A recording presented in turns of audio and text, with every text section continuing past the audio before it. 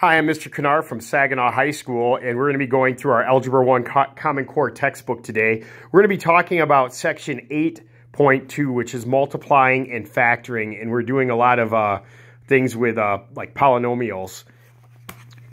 So I'm going to go over problem 1 and problem 2. You can see problem 1, what is a simpler form of 6x, and then in parentheses, 2x cubed plus 7x. And in my work in my book that I did here, we kind of went through, you can see that number 1 has the actual problem that's in the book. And the first thing I do is I do the distributive property. And if you want to remember what the distributive property is, I have it up here. A and then in parentheses, B plus C equals A times B plus A times C. So I ended up breaking up everything in the problem to help you out. I put the constants together. The first thing you're going to do is you're going to take the 6 and the 2 and you're going to multiply those together. And on the other side here, we also have a 6 times a 7. And you can see as you come down here that I actually grouped the variables together. And you want to remember your algebra there on your exponents. If I have a to the m power times a to the n power, and they're like bases there, like x's are, I can simply add the exponents together. So the first one, you see 6x, x is to the first power, and I multiplied x to the third, so I'm just going to add those two exponents together, and the same holds true here on the other side, except both of them are to the first power, and my answer is going to be 12x to the fourth plus 42x squared.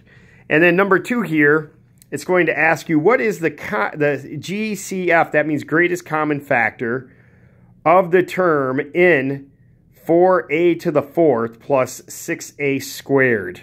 And the first thing I wanted to do is I wanted to show you the greatest common factors that you can pull out here. So I have 4 times 1, that's going to equal 4, and I have 2 times 2. And I also do it to the 6 there, that's a constant on a squared, and I end up getting 6 times 1 or 2 times 3. And I can see that I have 2 like greatest common factors, so that's what I'm going to pull out.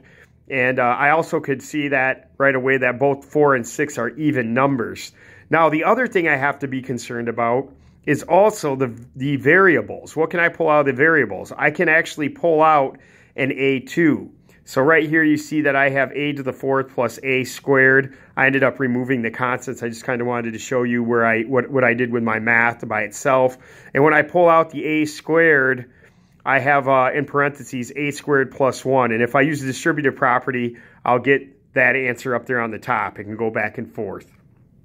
And so altogether, I get 2a squared, and then in parentheses, 2a squared plus 6. And if I use that distributive property like I did in problem 1, I'll get that as my answer. You can double check it if you want to. And therefore, I can state that the greatest common factor is 2a squared. And that's how I did that problem. These problems are in section 8.2, and the page number is 494, and these are problems 1 and 2. There's a lot of problems like this in the book. These ones are a little bit more simpler, and hopefully I'll be making some more videos here on each problem so you can kind of see what I did. And hope to see you in class, and you guys have a great day.